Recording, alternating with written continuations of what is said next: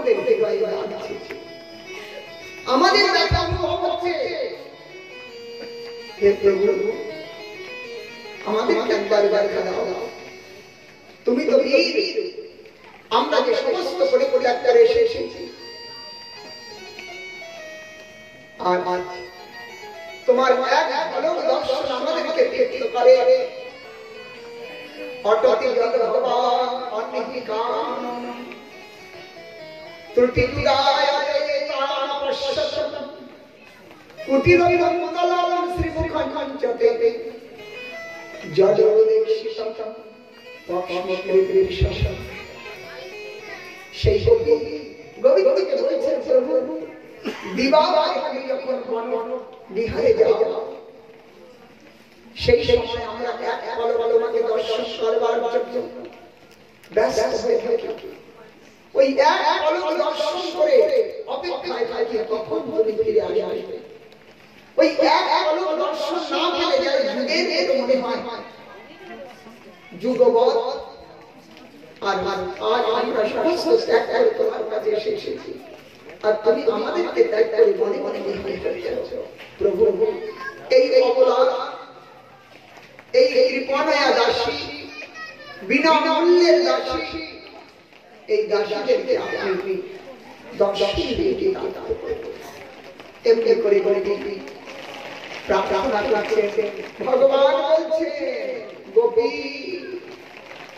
তোমাদের অভিমান জেগেছে,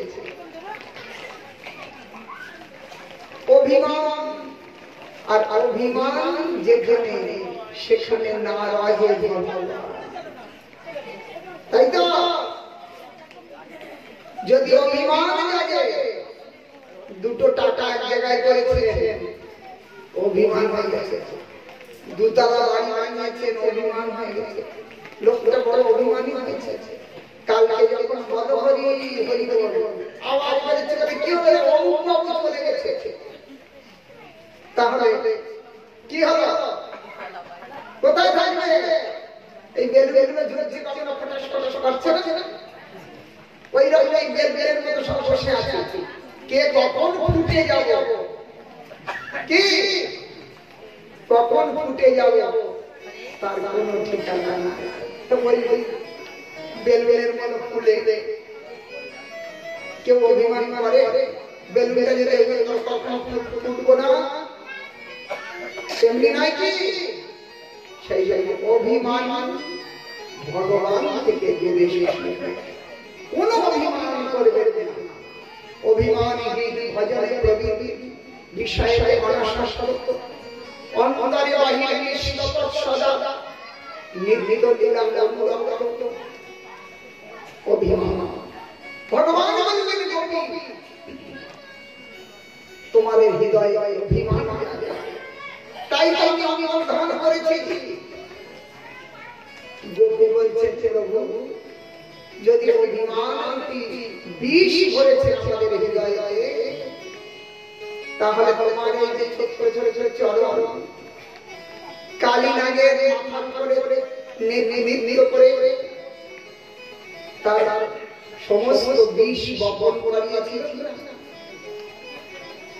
যখন মাথা করে নাচছে আর সব মুখ থেকে বিষ গড় গড় করে বেরোচ্ছে। ফণি মানার তে ভুজম কৃণোজে শুনা কৃদিছয়ম। আপনার যে চরণ, সেই চরণের ঠোকরকে কালী ফল থেকে বিষ বাইরে তাকে নির্বিষ বানিয়েছিলে, তেমনি আমাদের হৃদয়ে যদি তোমার চরণ যুগল করে, তাহলে আমাদের হৃদয়ে ওই তোমার প্রতি অভিমান জাহের হয়েছিল, সেটি আর টিকতে পারবে? তোমার চরণ মারা গেছে। যাতে সুজাত চরণ গুরুমে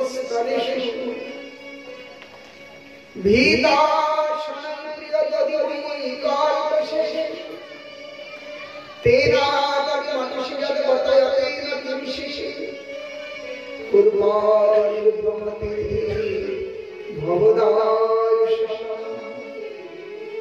সমস্ত গোপী আজ গোবিন্দের কাছে প্রার্থনা করলেন তোমাদের চরণ হয় তোমার চরণ যুগল আমাদের হৃদয়ের মধ্যে বিচরণ করছে তাই আমরা যতই তোমাকে খুঁজবো তুমি ততই পলায়ন করবে আমরা আর কেউ খুঁজবো না আর সকলে আত্মনাদ করতে লাগলেন গোবিন্দকে প্রাপ্তির জন্য অতএব ইতি গজ্জপ্যগায়ন্ত ইতি গজ্জপ্যগায়ন্ত প্রলাপাত্মতাশ্চ চিরধরা রূরদম শিষ্যরাজ কৃষ্ণ দর্শনায় একেবারে উচ্চ স্বরে রোদন করতে করতে গোপী আজ গোবিন্দের কাছে প্রার্থনা করছে প্রভু একবার দর্শন আমাদের ভুল হয়ে গেছে আর এইরকম ভুল হবে না তাই খুব উচ্চ স্বরে বন্দনা করছে যমুনার তীরে সেই রাত্রিকালে আজ ভগবান আর তাদের ব্যথা সহন করতে পারলেন না তাই সেই রাস মঞ্চে ভগবান তার সমাবির্ভূত শ্রৌরি এসমায়মান মুখম ভজ পীতাম্বর ধরশ্রী সাক্ষাৎ মন্মথ বলে রাজ হরি ভগবান সেই সমস্ত গোপীদের মধ্যে ভগবান শ্যাম শ্বশুরাল পিতাম্বর আদিদেশের শ্বশুর হয়ে প্রসন্ন বদনে স্নেহ মুখ তিনি গোপীদের মধ্যে আজ মন্মথ হয়ে হলেন অতীব শ্বশুরাল পরীক্ষিত আজ ভগবানের সেই দিব্য ছবি অন্যের সঙ্গে মিলছে না অতীব সুন্দর মন্মথ রূপ ভাগবত মন্মথ শব্দ চালা করবে কবিরাজ গোস্বামী তার বাংলা চৈতন্য চরিতামৃতে লিখলেন গোপী আর গোবিন্দের মধ্যে কি সম্বন্ধ চড়ি গোপীর মনোরথে চড়ি গোপীর মনোরথে মনোরথে নাম ধরে মদন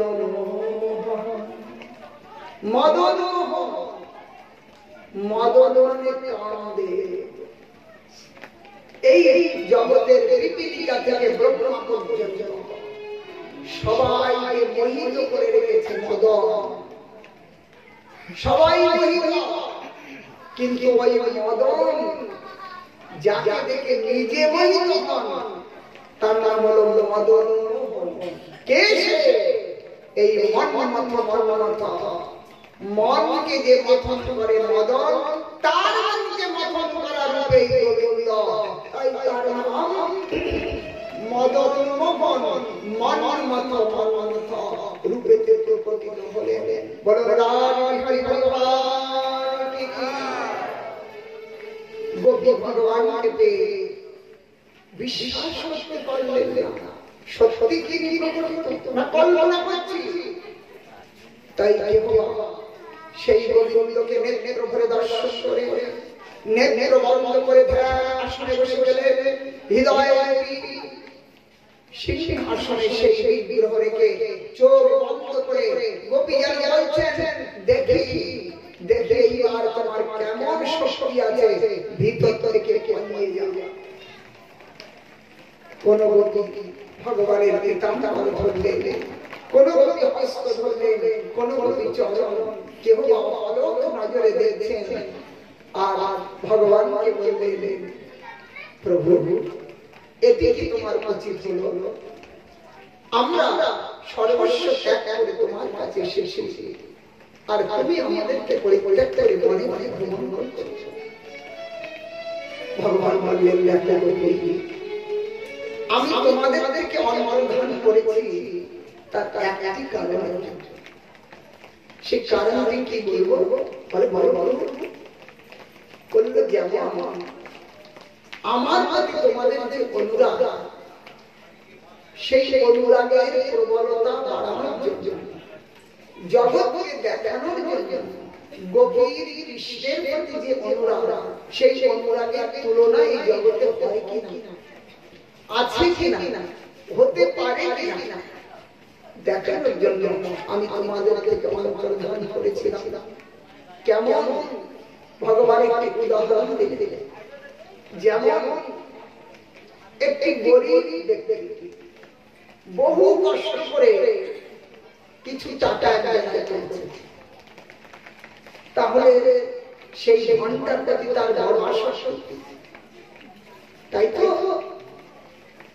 ওই ঘন্টা কোথায় রাখবে, কিভাবে রাখবে, গচ্ছিত করে রাখবে যেন কোনোদিন চুরি না হয়, এই তো তার চিন্তার মধ্যে থাকে। এখন সেই ধন চিন্তায় তার দিন কাটছে।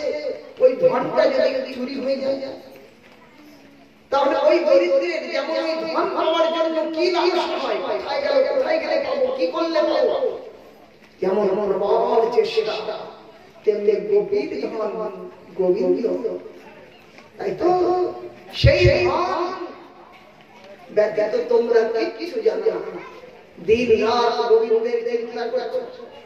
আজ সেই গোবিন্দ তোমাদের থেকে অবতরিত হয়েছে, আর তোমাদের সেই গোবিন্দকে পাওয়ার যে উন্মত্ততা, সেটি জগতের কাছে দেখানোর জন্য কৃষ্ণের প্রতি গভীর কেমন সেইটাই দেখানোর জন্য আমি তোমাদের থেকে অন্তর্ধান করেছিলাম। ভগবান বললেন, গোপী যদি এতে ভুল হয়েছে তাহলে আমাকে ক্ষমা করে দাও। না পারে অহম নিরবদ সংযম সসাধৃতম ব্রহ্মায়শোপি জয় শ্রীকলম দুস্তর্যম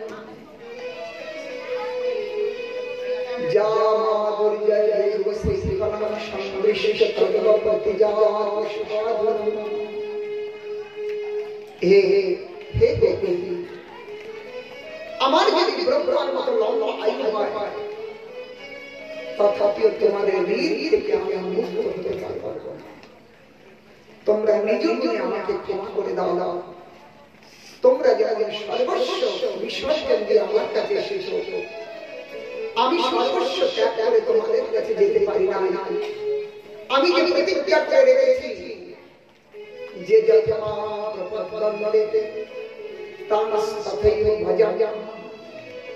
কিন্তু সেই প্রতিজ্ঞা গভীর ভজনে ভঙ্গ হয়ে গভীর কাছে গোবিন্দ যখন হাত জোড় করে ক্ষমা চাইছে, গোপী শব্দে বললেন, না না না, এটি শোভা দেওয়া যায়, তুমি আমাদের কাছে হাত জোড় জোড়ে এটি শোভা দেওয়া যায়। ভগবান আজ গোপীদের প্রশংসা করলেন এবং সেই গোপীদেরকে পুনরায় এই রাস লীলাকে আহ্বান করলেন। হৃদয় গৌর প্রেমানন্দে হরি হরি বল। এইবার দুই গোপী এক কৃষ্ণ, দুই গোপীর মাঝে এক কৃষ্ণ, যত গোপী দুই দুই তার মাঝে এক এক কৃষ্ণ প্রকটিত হলেন। আর স্বর্গের থেকে লক্ষ্মী দেবী দেবী আসলেন বৈকুণ্ঠ। তিনি রাসা বিশেষ চেষ্টা করলেন, কিন্তু গোপীরা আনন্দ স্বীকার করেন ঐশ্বর্য মার্গে এই গরিবের রস আস্বাদন হয় না। এখানে মাধুর্য রস আস্বাদনের জন্য গোপী আনন্দ করতে হয়। লক্ষ্মী করলেন না প্রবেশ। কৈলাস পার্বতী পতি তিনি ছুটে আসলেন সম্ভব। তিনি এসে গোপীর আনন্দ করলেন, রাসে প্রবেশ করলেন। নাম হল গোপীশ্বর মহাদেব। গোপীগণকে ঈশ্বর করে গুরু করে তাদের থেকে অনুগম্যময় শিক্ষা করে এই রামকৃষ্ণ গোপীশ্বর আজ সমস্ত প্রকৃতি সমস্ত ত্রিভুবন সেই মহারাশিতে উপস্থিত হলেন। চতুর্দিকে দেবতা আকাশ মার্গে দুন্দুভূমি বেরিয়ে উঠল, পুষ্প পরিশান হতে লাগল।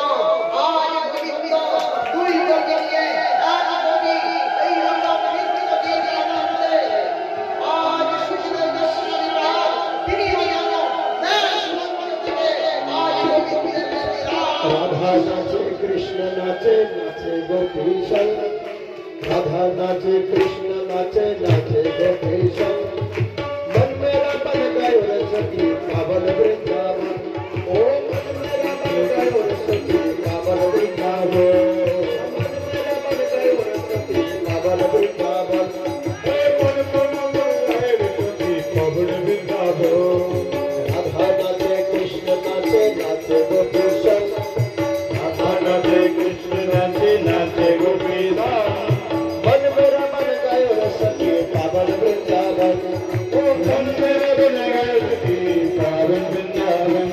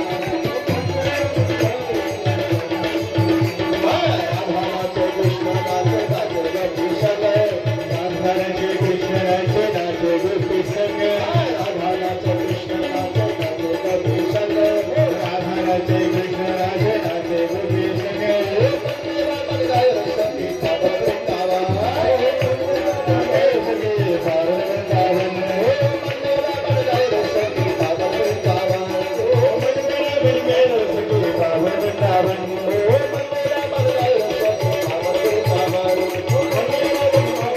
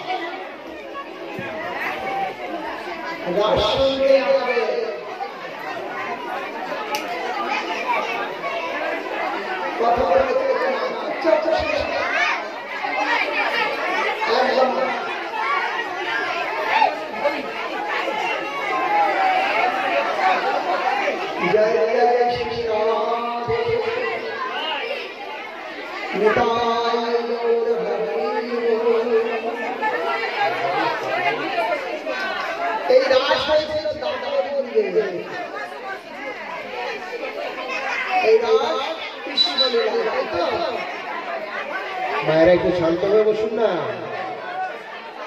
শান্ত হয়ে বসুন।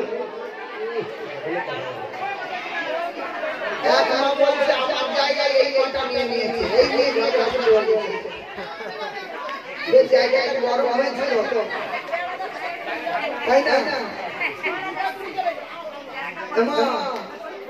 শোনো, এই রাস হয়েছিল কৃষ্ণলীলায়, কিন্তু আমার গৌর সুন্দর রাস করলেন। গৌর রাস করেছে জানেন? গৌরের রাস কোথায় রয়েছে? গৌরের রাস, গৌরের রাস করলেন নবদ্বীপে